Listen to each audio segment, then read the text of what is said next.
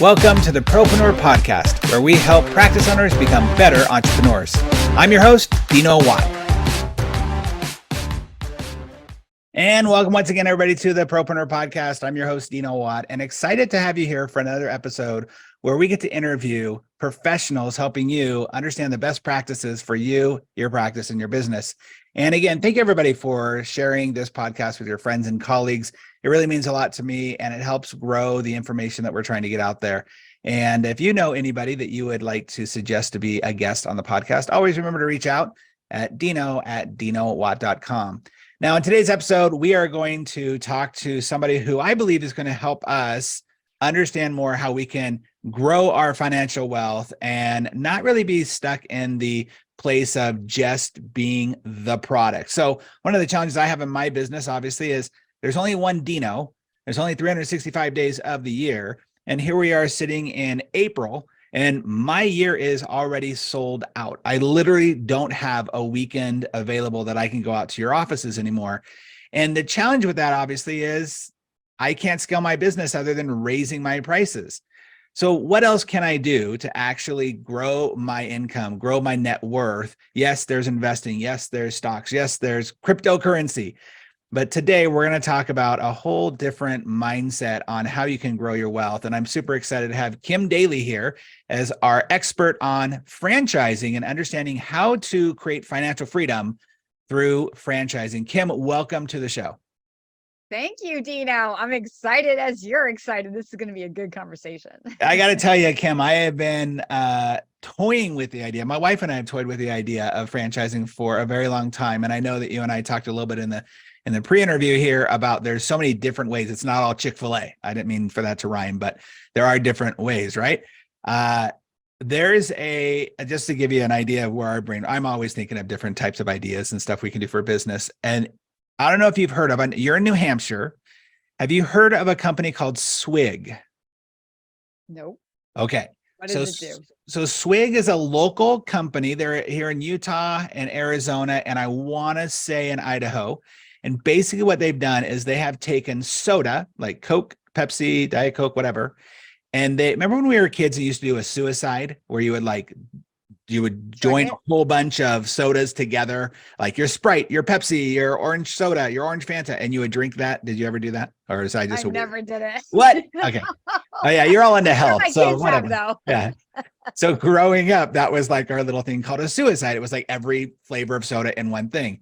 Well, they've taken this idea and they do mixed soda drinks together where they put like ice, coffee creamers or different strawberry puree and basically make them flavored sodas. It is no joke. Every day at noon, there are lines around the corner. Now there's probably about 5 different iterations of this type of company: Fizz, Swig, Thirst, all these ones, and they're all killing it. So my wife and I were like, what if we did that? But when you said not all franchises are Chick-fil-A, that's what made me think, oh yeah, that's true. There's little opportunities out there. So that's my little rant there for you, just knowing this is how excited I am about this topic because I'm really curious. But as we do in every show, Kim, will you please tell us your story? How did you get involved in this? How did you create this niche that has really been helping people across the country? Okay, love it. I want to go back to what you were just talking about. It's more interesting than me, but I'll do a quick little bio. So, right, like the question in franchising always, Dino, is like, how did franchising find you? Like nobody wakes up and goes, oh yeah, right? Like we're all in search of something, control, more money, time, building wealth, diversification in our portfolio, and you're looking around for an opportunity and franchise. What is that? Right. My story is a little bit different. Actually, I was actually on my way to medical school. My whole life was about going to medical school. I wanted to work with professional athletes, or so I thought. Okay. And I answered a classified ad in the newspaper in the summer between undergrad and med school. And it literally changed the course of my life. Only looking back, it really didn't, because when I was 15, I told my parents, I want to be a motivational speaker. Because my parents were big in Amway, and we'd go to all these like rallies. Oh yeah, Amway. Like, I want to be the person on the stage, but I didn't want to like sell Amway. Like, how do you do that? So a little girl dream, you can't figure that out, tuck that away, straight A student, go to medical school, do the practical thing. And so anyway, if you look at what I'm doing today, I mean, pretty much I'm living my dream of like motivating people, inspiring people to Yep. change their life. So it just by luck, if you will, I ended up in franchising, and franchising has been the vehicle that's driven my life personally, professionally, and financially to heights I can't even imagine. I Wow. never went to med school. I've never looked back, and I'm so passionate about franchising because of what it's afforded me. And that's how I position it to everybody that I get to meet. We're not going to talk about the widget. We're talking about the outcome. What are you trying to Mm. create in your life? And then can we use a franchise business to drive you to that place? Well, I love that because one of the concerns, when you think about doing a new business or whatever, like it's no picnic being an entrepreneur. And I've been doing it for over 25 years, the ups and Yeah. downs, the roller coasters, all that stuff. And every time I've thought about, well, what if we bought some franchise about X or Y or Z? It always makes me go, oh, is that going to be more on my workload? Like that's going to be more for me to do. Am I just buying myself another job? Because that's the last thing I need. Right. So I can understand where a lot of people might have misconceptions around franchising. So let's break it down. What is in the most basic form? What is franchise ownership? What do you mean by that? Okay. So when you invest in a franchise, and actually, former entrepreneurs like myself, because I also became an entrepreneur before I really got established in my franchise, but former entrepreneurs are the easiest people to convince of the true value proposition of a franchise. Oh, Because nice. Love it. if you've started a business from scratch, you know firsthand how hard it It is. And is. it's so lonely. Like there's nobody there. So when you look at what is the real value in a franchise, first of all, you're buying down the learning curve of starting a business. So yes, you're Mm, still starting a business, just not on your own. You're mm, buying into the proven recipe that somebody else has already figured out. And then most important, even to that, is you're buying a partnership. So with my candidates, when I'm talking about specific brands, I'm like, look, we're not looking for a widget, a product, or a service to bring to market. We're looking for a partnership. Look up at the people. You need to find your people, because ultimately a franchise is a brand, mhm. and the people behind the brand have a vision for how that brand is going to be carried out. Like let's use Chick-fil-A because everybody knows Chick-fil-A.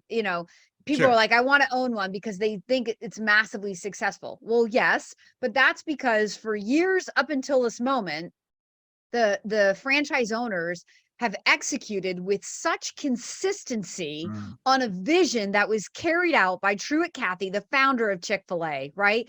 Based on principles, based on leadership, excellence, right? All the way down the line. And it's so carefully executed and carried out and repeated that now when you look at that brand, it is build it and they come. But mm, so when we're talking to franchise owners, it's like, where in the life cycle do you want to begin? Do you want to be a part of that magical ride of building that brand to be a part of that equity? Or do you want to jump in once everybody's already done it? And really, the equity moment is probably past. Now, right. that doesn't mean that Chick-fil-A's that would go for sale today are not worth money. They certainly are. But the people who create that brand and bring it to a point in time where it does feel like build it and come, those people have the best locations in a market. And Mm, if you're looking to create an exit strategy, that's the moment when you want to be positioning to sell. That's when we saw Planet Fitness owners cashing out for 8 multiples, Massage Envies cashing out for 6 multiples, Orange Theory, same thing. These brands, they yeah. have a moment. It doesn't hang on. It's just a moment. So So your job is to kind of figure out where those moments are and to capitalize on those, or how do you position yourself for that? yep. So my job as a franchise consultant, first of all, I offer a free service. My candidates don't pay me any money. If you think about it from the franchisor's perspective, they pay me. I'm like a recruiter for franchising. Okay. Oh, So I'm out here trying to find people that are at a time in their life where maybe they're in career transition or they're hungry for more, they've hit a glass ceiling, they're looking for diversification in their real estate portfolio. There's some pain points. So they're looking for more control, freedom, passion, all of those things. And then I look at what are your goals personally, professionally, and financially? Where do you want to be in 3, 5, 10 years? And then with my 20 years of relationships in franchising, I build that model and then I bring them my top 3 to 5 options that match the characteristics of what they're trying to accomplish, that have open territory where they live and that they're financially qualified to own. So I'm doing all of the pre-qualification work, setting expectations, and then coaching the mindset for candidates. That's why franchisors pay me. But on the flip side, for you, the listener, I'm doing all of that for you. So you're not going to spend 6 months trying to figure out what you don't know in order to Yeah, say that's yes such a confidently. headache.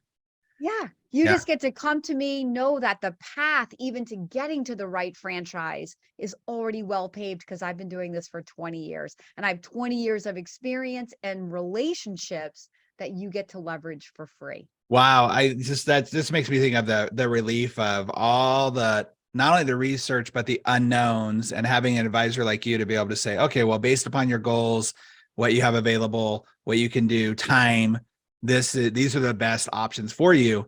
I want to be clear though about the difference between, so are most franchises that you are going to help people purchase ground up, or are they buying out another business that's a franchise?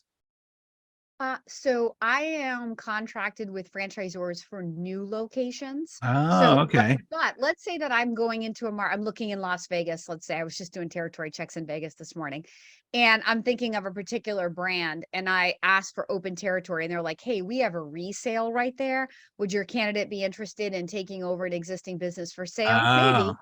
Then I can bring that. But if you're looking for an already established up and running business with specific numbers for that location where you're going to pay a multiple of that, that would be a business broker, not a franchise consultant. got it. Okay, that's a really good clarification, because my immediate thought earlier was, there's companies like, I've always wanted to own a car wash, for example, but that's about going and buying an existing car wash.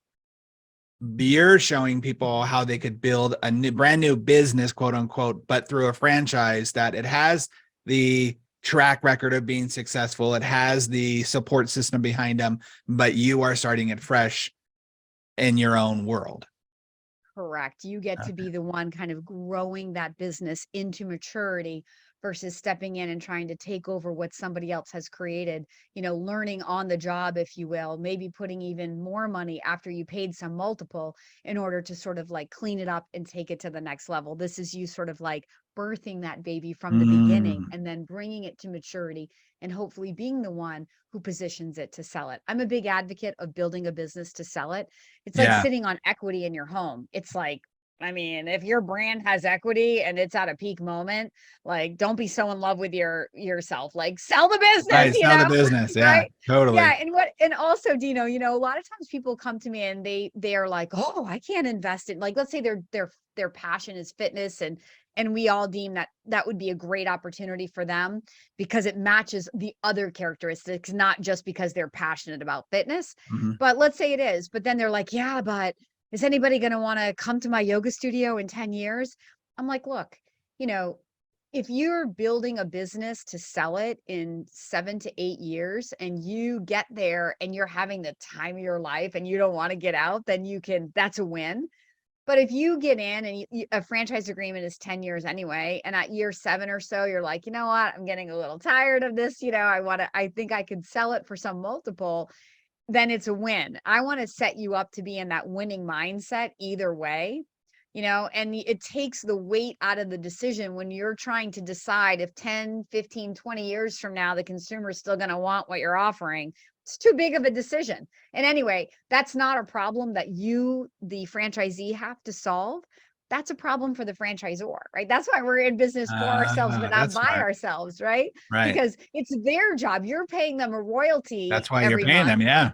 Yeah, and it's their job to keep your business on the cutting edge, to keep ahead of the trends, ahead of the competition, adapting and changing to recessions and pandemics and whatever else comes your way. That's one of the Wow. biggest advantages is that you're in business for yourself, but not by yourself. Okay, so now I have two questions that you said something earlier. I want to make sure I click on, I point on, but there's also something I want to go back to. You were talking about when you're building up the brand and catching it at a certain moment. So I'm assuming you're aware of Crumble, right? So across the country now, the Crumble cookies, they're all over the place. They started here. I have a neighbor who owns 3 or 4 franchises, one across the street from Disneyland. When that's actually one of the companies that we I'm thought like, about so there's way looking more into. money to be made in other things if they do Good. me, Okay, good. I never love end up hearing in that. Crumble. So the question I have on that is that there's a company, for example, when we went to go look at, we're like, okay, maybe we'll look into getting a Crumble franchise. When it's already sold out across the country, is that when you know it's already saturated and you're not building up the brand anymore? Now you're just the Chick-fil-A now, or how do you kind of time or know when you're in that process that you were saying earlier of building up the brand versus already an established brand, like, or I guess they're all established brands, but like a Chick-fil-A versus a Crumble, if you will. Yeah. I mean, it's part of your due diligence process to figure out where in their growth trajectory are they? You know, how many units have they sold? How many do they have open? How many do they plan to sell? So some businesses can sell thousands of locations, some can sell a couple hundred, just based Mm. on like if you have a servicing area in like a tree cutting franchise and they sell you a population of $500,000 and the average franchisee buys, I mean, 500,000 people and the average franchisee buys at least 2 territories. You're not going to have thousands of franchise owners. At 500 territories, you may have the entire country sold out, right? Right. So, you know, it depends on each business and how they are cutting up the market, which will be based on how much geography an individual owner needs to maximize a territory. So, I mean, I'm not a food and retail girl. There's no money in that relative to other types of businesses. I Oh, mean, yes, interesting. you can see momentary blips where it looks like, wow, that they must be minting money. But when you look at the number of hours, the number of moving parts in terms of the minimum wage labor, the high fixed costs you have, the perishable product you have, relative to other things that I can show you, you will never pick that if you Ooh, I stay like open that. to my process. That's I awesome. mean, All right. I'm the queen of the low fixed cost, high margin. And if you Ooh, throw in reoccurring revenue, that's my trifecta, Dino. I'm in every time. And so, like, that's if you awesome. think of like that yoga studio example I gave, like, I'm not opposed to anything in brick and mortar. I mean, I do love non brick and mortar more. But if you're going to take on the space of brick and mortar, there are some advantages for an owner in that in terms of more time freedom and flexibility from day one, because typically in brick and mortar you can hire to the experience of the business from day Mm, one, mm, and that gives that owner more flexibility to be the CEO working on rather than in more of a sure. part-time capacity with a manager. But so in that type of a model, you have fixed expenses, but you also have predictable cash flow. So if you're working with an experienced franchisor that has a membership, you're going to start selling membership during construction. In a small boutique setting of 1,000 square feet, you may reach your break even, your 20 grand a month with 200 members before your physical doors are even open.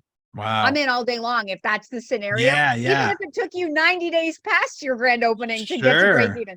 What I don't like are big retail establishments, or, but meaning like inventory that you're moving, or Mhm. food, where you have all these fixed expenses and then you need a year or more of working capital because it's going to take that long to build predictable cash flow. Like, that's a nightmare if you want to sleep. Yeah. So it's no good. It's no good. They're just easier, faster, better ways that if you come to Kim Daly, I'll lead you to. Well, I think you're talking a lot of people's language right now, because obviously most of the listeners of this show are your doctors, dentists, orthodontists, chiropractors who don't have extra time. They might Right. have a little more expendable cash. There's obviously Right. people who even listen to the show who have just recently might have sold their practice to a corporate entity, a DSO, OSO, where they have expendable cash, and but they still are working the job. They still love what they're doing. So to be able to say, oh, let's create a company that, or let's do it, buy a franchise that it's going to start making you, and you not having to be the person in the job, in the work. You can actually be the CEO of that, is super attractive, I'm sure, to so many people. But that brings me to my next question. You mentioned something earlier about if health is your passion, I then was go going to say, there. So yes, talk to me about passion versus opportunity. that question. So astute. Okay. So The first thing I'm going to do when a candidate comes to me is remove their attachment to the widget. Like everybody Okay. starts out, right, with I got to own the crumble, or I got to own the, Yes. the CrossFit. Okay. And I'm not saying we're not going there, but that can't be why, because here's why. If you start with your passion, it's a dead end. Because if that passion does not have strong, that franchise does not have strong leadership or a vision for the future or the financial capability to build a brand, and let's say that you get in and you can't make money at it, the kind of money that's going to set you financially free, and you're like, you're stuck in it because you're passionate about it. Well, if you're not making money and it's not buying you time freedom, you just bought yourself another job. You haven't Yes. accomplished anything. So now you not only do you lose your investment, but now you lose your passion for your hobby. Yes.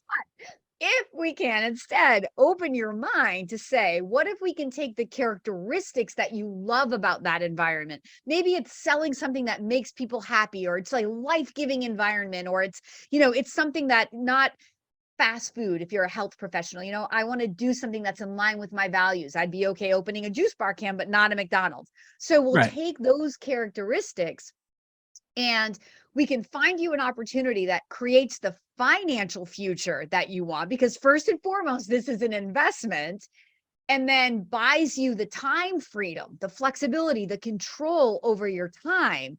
I can guarantee you, if I can find you an opportunity where you can connect the dots and make money and have time, you're going to fall in love with whatever little widget it is that creates those other two, Yes, right? totally. So long as the business aligns with who you are and your status parameters, like for some people, they want to have a sexy business. For other people, the color of money is sexy. That's right. So these are the kind of conversations that we have before I ever go do any research. I think that's And so so, important. I'm so glad you said yeah, it. I wanted to give a couple of ideas, not to Yeah. cut you off, but when you were No, talking about please. like the health professionals, I'm like, yes, because like, let's say that you're a chiropractor and you're looking for diversification of revenue, right? So you have all these members that come in for their spine health, right? And maybe you sell supplements to them too. What if you could double dip? What if you could add on a business that these people are interested in, like IV drip bar, or an infrared sauna place, or a massage place, or a stretch lab, right? Like, I mean, come on, the chiropractor has to be telling people they need to stretch their hamstrings Totally, more, right? right? Yeah. So like, what if you had like, here, you can come here when your back is like, tweaked, but go over here to my neighboring business and for the preventative, and you're making money off of both ways. So there's so many opportunities in franchising in the health, wellness, self-care space that could be a direct correlation, or just probably in line with your values as a Mhm. health professional, that you could see an opportunity in. Oh my gosh, I would love that conversation all day. That is so cool. I love that. And I love that learning how to double dip, as you say, or align your franchise with the thing that you're already providing, just expanding that. Yes. What are like, if somebody's listening to this right now and they're thinking, oh, these are really sparking new ideas for me in different places. First of all, before I go to my next question, I just want to ask, like, what are some of the most non-suspecting franchises you have dealt with before or seen out there? Like, I would love to Okay. hear some of the, Love it. I remember back in the day, different types of businesses that would just pop up. Everybody's got an idea, but franchising, it's a proven idea. It's something that people are going to support you with. I'd love to hear some of the really, what's the weirdest ones? I know Wanna know. businesses that you would be shocked that you may even as a consumer interact with and would never even know they're franchise businesses. Did you know, Dino, that there's a tree cutting franchise out there called Monster Tree Service? Did not know Like, that. I can guarantee you, nobody ever came to Kim Daly and said, "Oh yeah, show I me a tree cutting franchise." But right. let me tell you, when we had that, it's completely sold out in the country. We sold that thing like we were giving it away, and it was a really Wow. big investment because of all the capital. Okay, how about this one? We had another huge run with a business called Smash My Trash. Okay. So this is a commercial trash compactor that goes B2B. So it goes to a business that has a commercial dumpster, like any commercial construction site, like a remodeling, if you're Sure. rehabbing a house or Uh-huh. a commercial property. and at hotels, restaurants. I mean, there's all kinds of commercial dumpsters out there, right? Yeah. So this machine comes in, it looks like a huge rolling pin, and it goes down into the dumpster and it flattens it. And it's so powerful, it can take a steel drum and like flatten it like as if you stepped on a Coke can. Wow. So it reduces the haul away volume for the business, saves them money. It's a green company because it's less gas emissions, right? So, and it's repeatable. It's trash. It's repeatable. It's inside Wow. sales and a commercial driver and another guy to help him move so a small team of people, reoccurring revenue, trash. It's never going anywhere. Don't tell me it's going to run out. You're Right. going to run out of business, right? It has all the characteristics that so many people want, but are you kidding me? There's a franchise that does that? Yes. Wow. Wow. What is the what's the lowest barrier of entry financially, education wise business you've seen out there?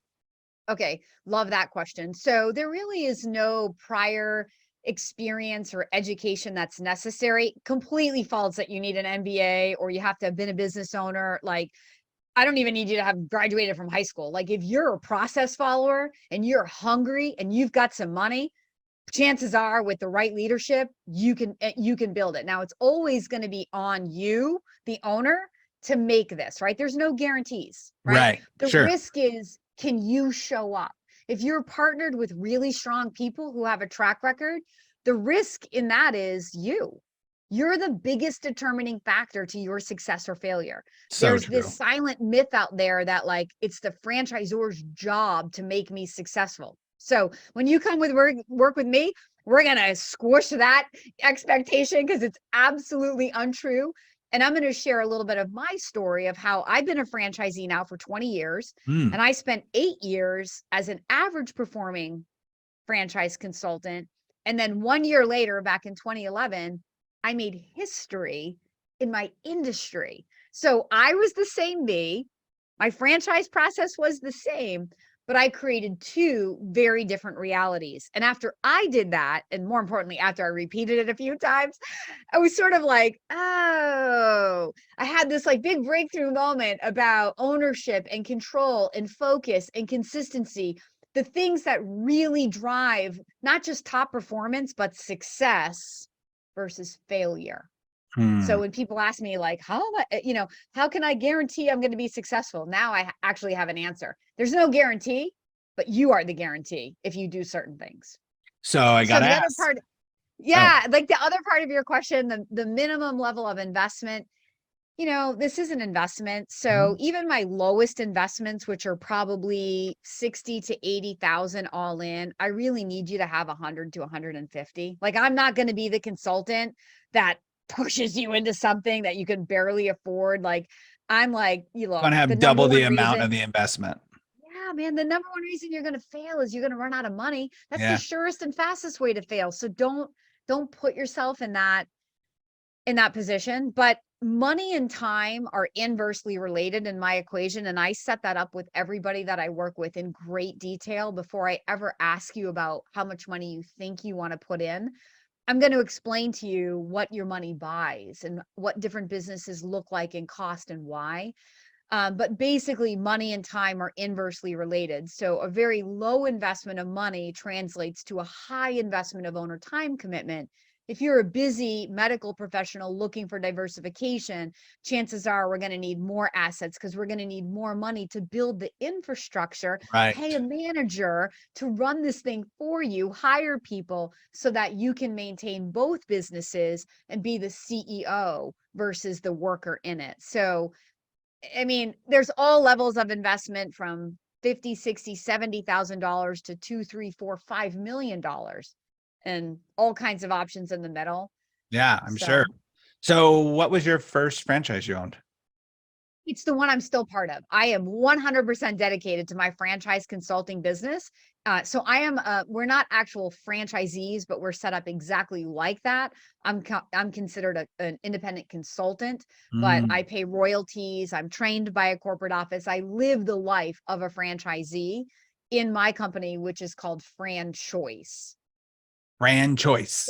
Yep. So we help people make franchise choices. Nice. Okay. I would love to hear like your favorite success story, your favorite story of someone who was maybe trepidatious about getting involved and not sure. And of course, you helped them with their mindset and all that, but it just became almost a lifesaver in that sense. Like there's always those really cool rags to riches stories. Do you have one of those? I definitely do. So this was about maybe 10 years ago. And I was like, I'd say more of a rookie consultant. I mean, I was about 10 years into my role here, but experience is always the greatest teacher in life, right? Mm-hmm. So back in the day when people would ask me, are you going to tell me if I'm the right candidate for this? I used to think I could answer that question. And now I'm 100% sure that I can't. So I met a guy, and I would tell you back when I met him that he was probably clinically depressed.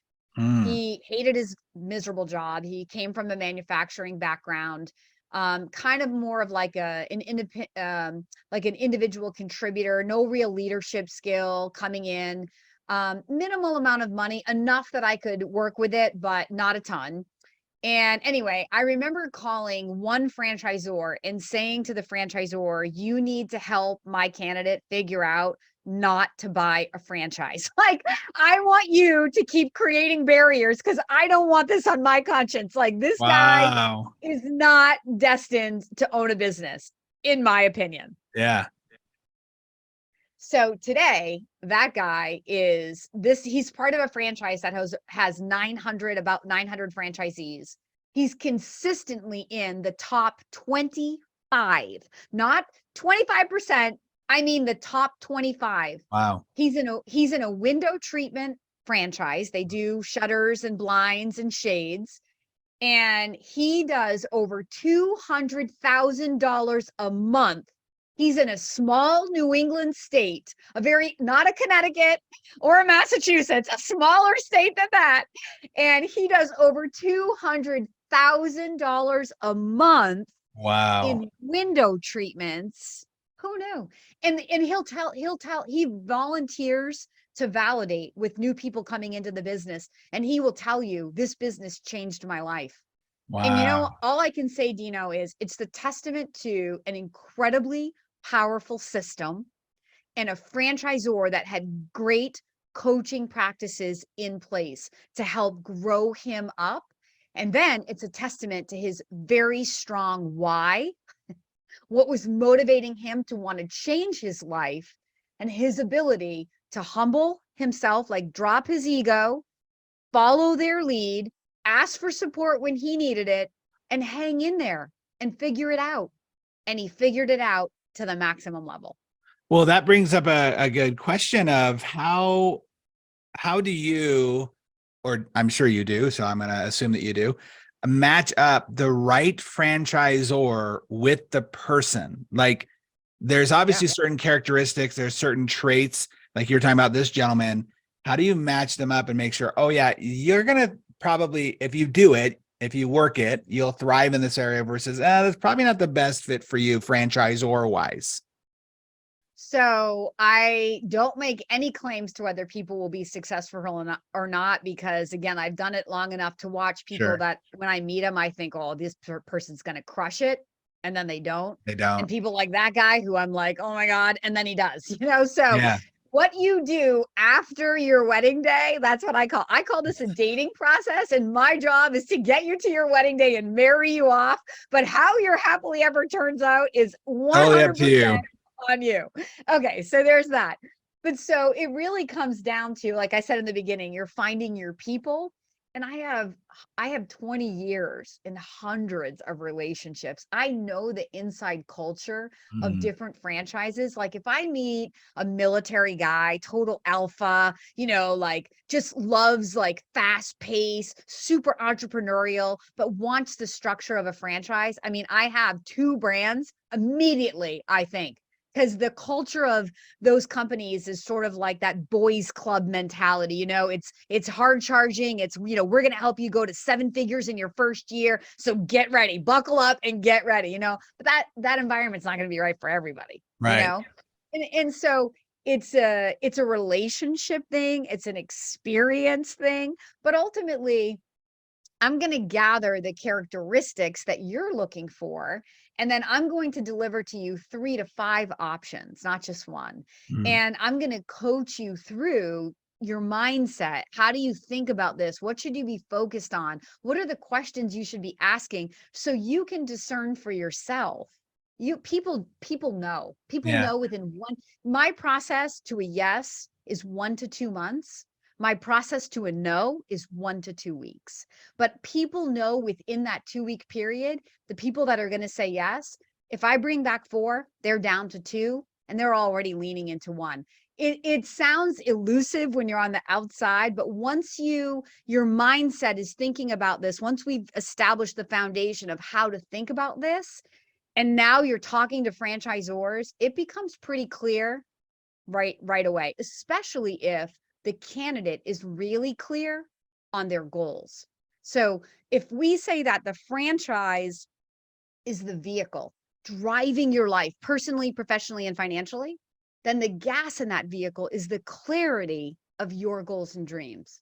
So Mm. when you're clear on why you want the business, what you're using it for, it's easier to discern which vehicle will get you there fastest or easiest, or again, whatever what your goals are to match your goals. Well, let's piggyback on that for just a moment, because I'd love to know, let's just say I've been listening to this episode for the last 30 minutes, and I'm sitting in my car thinking, okay, so how do I know if I am, number one, ready to become a franchisee, or just take the steps and think about it? And what do I need to kind of, goals wise is number one, but what else do I need to do to prepare myself for this type of journey to see if it's right for me? All you need to do is reach directly out to Kim Daly, because we're going to do Love it. all of that prep work together. So before we get into a full hour-long consultation, I have 2 homework assignments for you. One is Oh. a really simple questionnaire that's going to draw out of you, get you, just by the types of questions I'm asking, pulls out of you the information we're going to be using to build your model.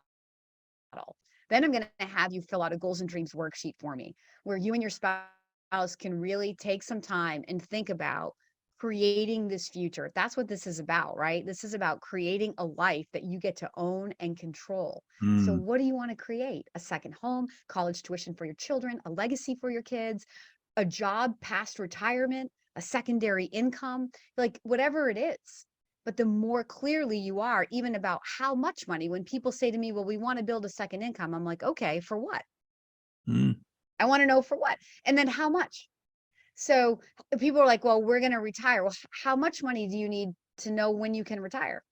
Like, I want clarity. Is it a net worth? I need $3 million in the bank, or is it income? Is it cash flow? Mm. Is it, we want to create something that's generating $20,000 a month in consistent cash flow. So it's that type of clarity that I get people into. Not everybody has it, but the people that do, it's very helpful for them mostly. Like it sounds like it's for me, but ultimately I can't make any guarantees about how Sure. much money you're ever going to make. But when you have that kind of clarity, it's easier to see, because as you're looking at the wealth and how it's created in a franchise, it will always be created through scale. So if you have a cleaning company, it's never about one team, right? It's revenue per team. If Mm. you have a junk removal company, it's revenue per truck. How can I scale and leverage multiple trucks across my territory? If you have a brick and mortar location, it's never going to be about one. That's the thing about that. It's a costly investment, and it's going to have to be multiplied to make any real money in any kind of a franchise, including a Chick-fil-A or a McDonald's. Mm. So it's a crazy thing. And you may be able to run $5 million out of a location, but at probably an 8 or a 10% margin, Yeah. compared to something that has a higher margin, where on $1 million in revenue, you might be able to pull out a 25%. It's way more efficient vehicle, right? Sure. That Well, answer your you're just question? saying, yeah, because so I always use the phrase clarity is power. And so with those questionnaires that you go through, not only getting clear for yourself of where you need to want to steer people or tell them where their options are, but for the person, to know really why are they doing this, and hopefully to go back to that when it gets get a little challenging, and to make the best choice when you are presenting with the options they have. A lot of our listeners are private practice owners themselves, and so there's a couple of options in their world today. I've been saying this for a couple of years now, that corporate is really big in our space right now. A lot of venture capitalists have come in and said, hey, let's gather a whole bunch of money together and buy out small practices for a nice multiple. And it's a good option. And so I always say there's three options right now. Number one, you're going to eventually sell to a DSO, OSO, corporate. Number two, you're going to sell your practice off to an associate once you find somebody who will do that for you. And you're probably going to take it over time, not in one big lump sum. Or three, you're just squeezing the heck out of that business right now to get as much cash as you can to put in some other retirement, so you don't have to bank on this being your golden parachute. Well, what you've done over this last 30, 40 minutes has opened my eyes to the idea that, oh, there's another option here. There's a fourth option where while you're working your business now, the thing you love, the thing you provide for as an amazing service, you actually can have a whole different income stream. And I would say probably most people who think about it think of real estate as their go-to, but here's an option for them to create a whole nother brand, whole new business with, depending on the investment, obviously, the different amount of time investment for them. But it gives them more options. And that's really powerful. And I hope people who are listening to this are realizing this is really a great option that maybe they hadn't thought about before. I love the way you position that. Yes, it's cash flow, it's equity, and it's tax advantage, right? Everything that a business is. Yeah. And so compared to real estate, oftentimes when people are at that fork in the road, they are considering, should I buy another property or buy a property or an Yeah. Airbnb? When you look at the franchise can typically outproduce the cash flow in a faster time frame than real estate ever could. Long term, maybe they get you to the same place, but over here in the business, you get the business cash flowing return plus the equity plus the tax advantage. Plus the opportunity to sell that at a higher multiple, probably than on average what properties over a 10-year period of time going up 10, 15%. You're probably gonna get a higher multiple through a franchise if you're working it when you sell it in 7 to whatever years, if you do.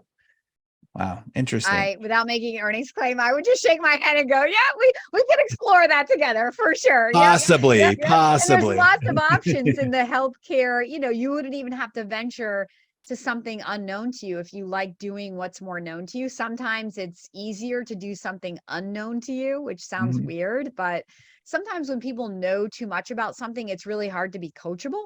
That's true. Like I have this fun little soccer programming franchise, which is, the net margin as business is absolutely insane. It's soccer programming for toddlers and kids. It's not rocket science. It's super fun. No fixed costs. You're renting a field. You don't own the space. Right. And every time I meet a soccer person who played D1 soccer, whatever, like they never pick it. If I get a mom and dad who have a kid in toddler soccer, they're all over it. But a Right. D1 soccer, it's like, why? And it's just this like hurdle that when we know something about it, we create unnecessary angst. And so sometimes staying in what you know is good, but there's lots of options in the healthcare space. One of the biggest franchises we launched last year was a mental health clinic, very important business. The first of its kind as a franchise, and got acquired by private equity. The entire franchise did, which is amazing because Wow. that just lifts the entire brand equity right away and allows there to be more money to build out all these locations and get these franchisees successful. But then in the senior space, big medical space, our aging parents and grandparents and all of the services that are available for them. We have drug testing labs. We have chiropractor businesses that are franchises. We have all of the self-care things, like I mentioned, like drip and cryotherapy and saunas and your longevity businesses that do anti-aging solutions. So you wouldn't have to venture too far, Yeah. or we could do something completely different like laundry. Yeah. So depending on how boring you want to go. Well, what's interesting is, yeah, I don't care if it's boring, if it's making me money. It's funny because a lot of the businesses that I've thought of doing or creating don't really have anything to do with what I do. I see something. And so my focus is it a viable option for a business? Is it something that's going to help me accomplish the goals that you talked about earlier?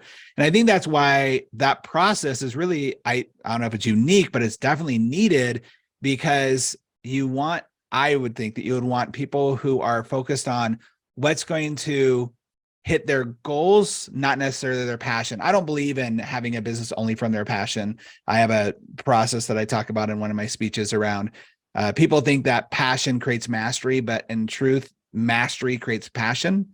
There And you go. and so when you really look at the numbers and, okay, well, if my goal is to have the passive income, to be able to put my kids through college, to, not worry about this being my only source of retirement, whatever it is, now you're looking at it as in a logical space as opposed to an emotional state. Emotional.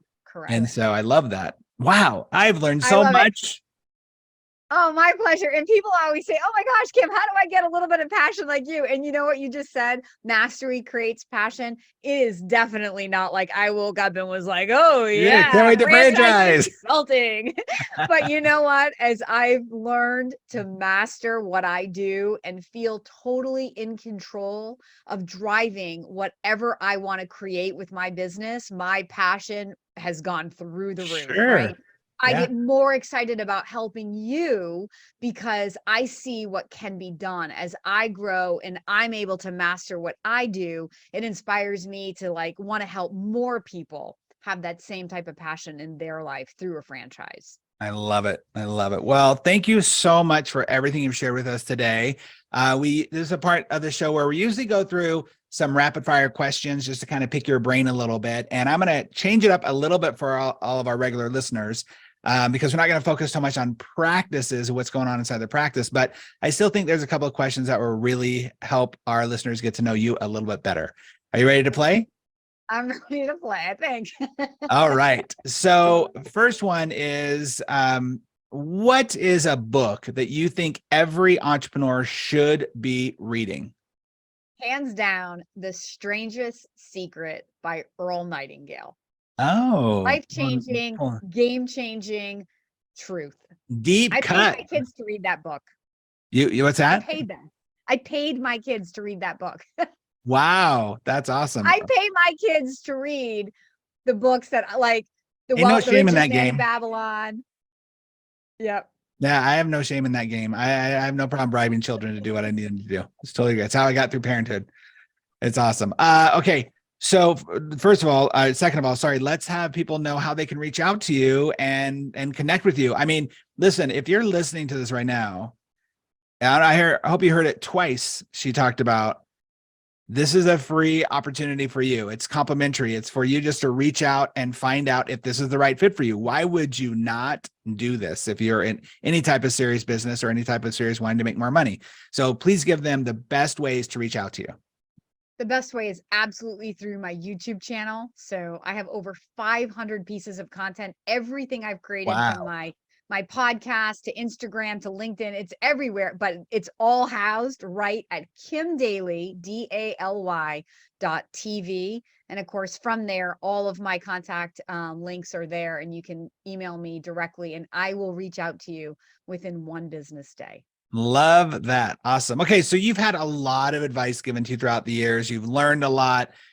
If you can narrow down, I know it's a hard question, what's the one piece of life or business advice you've received that you think is the most valuable? That is a hard question. I know. I'm going to go with my instinct says that if you have a dream, you have to pursue it, meaning take action. What I find is so many people have a dream and they overthink it. They talk themselves out of it rather than talk themselves into it. Take action and move toward it. It's the action and the trial and error that leads you to the outcome, not the thinking about it. That just talks you out of it and you'll never do anything.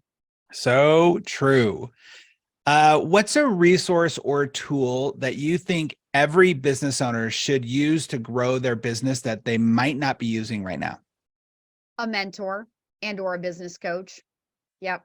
I've become my own, but had I had a business coach from the beginning, because I didn't have a background, I was a medical student. Right. You know, I had to master myself, but having somebody, and really, Dino, there are two key pivotal people in my career.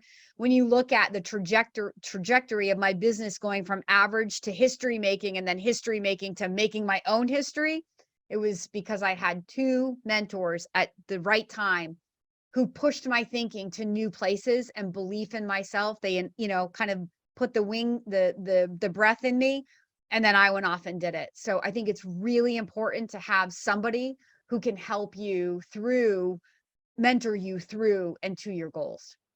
Well, I can easily tell you that you put a new breath into all of us today with your mentoring, because there's new ways of thinking now. I mean, seriously, I'm having a conversation with my wife tonight around different ideas, because it just, when you know better, you do better. When you have new knowledge, you're able to expand your world and your horizons. And I hope that every person listening to the show is like me here, where I'm going, wow, there's so many more opportunities than I thought, because it's just not something that I have been mentored in. You can see the label outside the jar, right? I'm standing inside of it. I'm not quite sure what's going on. I can't read it. You're the person to be able to see all the options. I would never have thought of a tree cutting business, a trash smashing business, right? But obviously you have the resources out there. It is so worth anybody listening to you right now just reaching out and finding out more information. Thank you for blessing us with such amazing information and knowledge. Oh my gosh, no, thank you. Thank That you so was much. so much fun. I really appreciate it. So please make sure you go to Kim Daly, DALY.TV, to reach out to Kim and find out more about her franchise opportunities. You owe it to yourself to do it, especially in the world's climate today. Everybody listening, make sure you do that. Well, thanks again, everybody, for listening to the Propreneur Podcast, and for always being such a supporter in all that we're doing here on the show. Remember, our goal is always help you be more productive, profitable, and passionate in what you do. We'll see you next time, everyone. Thanks so much again for listening to the Propreneur Podcast. We really appreciate your support. If you haven't subscribed already, please make sure you do so. Also, if you feel like you might be a good fit for our podcast as a guest, or know somebody who you think would be, go ahead and email us at dino@dinowatt.com. Again, thanks for support. We'll see you on the next episode.